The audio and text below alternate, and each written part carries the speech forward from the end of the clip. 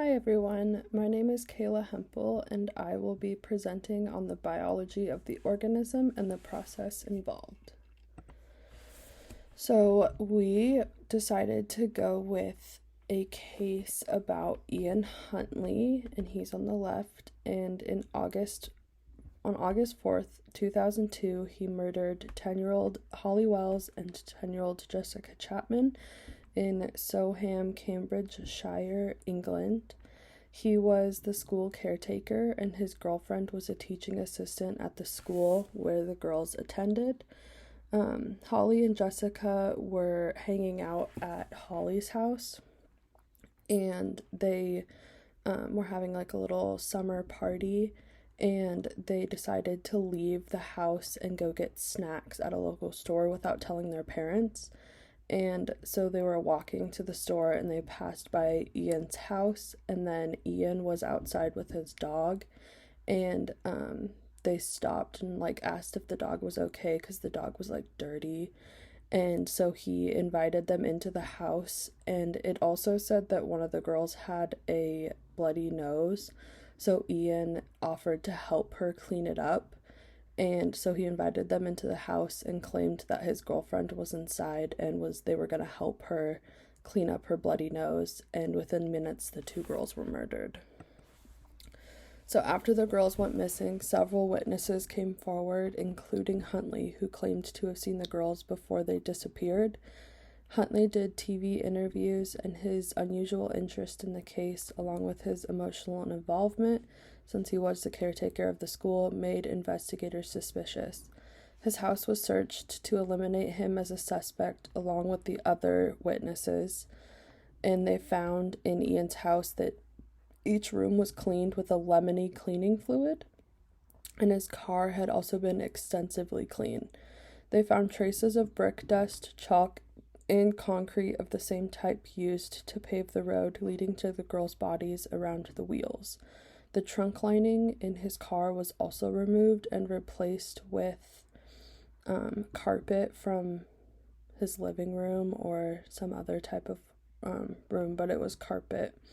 Investigators searched the school and found items of the girls' clothes, cut and charred shirts recovered from a bin.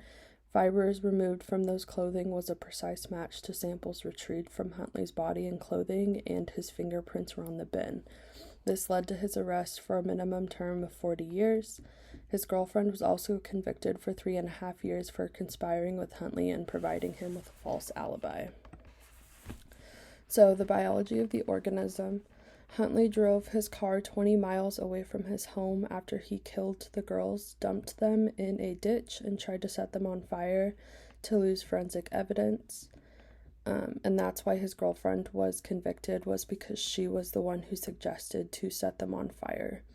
A gameskeeper discovered their bodies 13 days after their parents reported them missing, and police asked forensic ecologist Pat Wiltshire for help. When she got to the scene, she realized that police had taped off everything but did not have an approach path to the ditch. The police had no idea how Huntley got the girls into the ditch because it was chest high in stinging nettles and other plants, so they could not see any gaps where someone would have walked through them. Having Wiltshire there, she noticed the plants had been trampled on and they had a recovery growth, meaning some of them had started to grow back. And so when she noticed that the plants had recovery growth and that the side shoots of the plants had grown up, investigators asked Wiltshire how long ago that happened. And according to her, she said there was some grasses, some hedgewood, woundwort, and mainly the stinging nettles. She looked at the pattern on the side branches, and she said about 2 weeks ago was when the bodies were dumped. And so she used soil and plant evidence from clothing, footwear, and his vehicle to convict him. And Olivia will talk more about like the process of how she found the soil and plant evidence and what she used to determine how long ago and what happened in the ditch.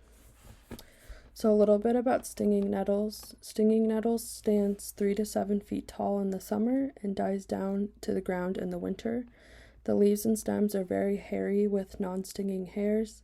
However, some subspecies can have stinging hairs whose tips come off when touched, causing the hair to turn into a needle that can inject several chemicals, causing a painful sting. There are 11 variations of stinging nettles depending on the location in the world, and it's usually found in the countryside and found in wetter environments and is often able to survive and reestablish quickly after fire, which is why there were regrowth within 2 weeks after the bodies were set on fire. And the genus name is Urtica dioica. Hedge woundwort they grow up to 31 inches tall in the summer months, and when crushed it gives off a pungent smell.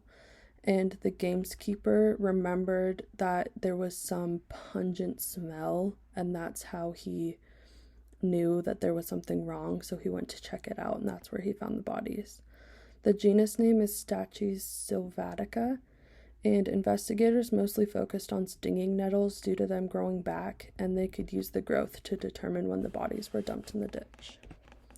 Here's my references. Thank you.